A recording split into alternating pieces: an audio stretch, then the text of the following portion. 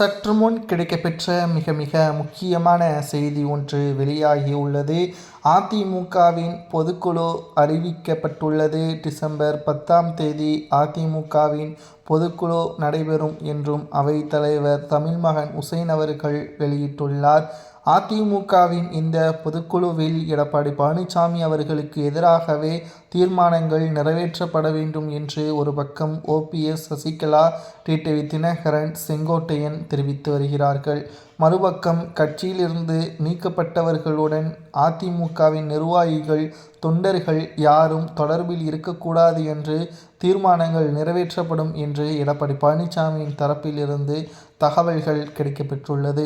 சரி, தொண்டர்களும் அதிமுகவின் மாவட்ட செயலாளர்களும் என்ன முடிவில் இருக்கிறார்கள் என்பதை நாம் கேட்டறிந்த பொழுது, அதிமுகவில் நாங்கள் யார் பக்கம் இருக்க வேண்டும் என்பதில் குழப்பத்துடன் இருப்பதாகவும், தொண்டர்களும் தற்பொழுது அதிமுக வெற்றியடைவதற்குத்தான் முயற்சிகளை மேற்கொண்டு வருகிறார்கள். ஆனால் 2 அணியாக 3 அணியாக பிரிந்து கிடப்பதும், அவர்களது சுயநலத்திற்காக பதவிகளை தக்க வைத்து கொண்டிருப்பதும் அதிமுகவை ஒருபோதும் வெற்றியை நோக்கி செல்லாது.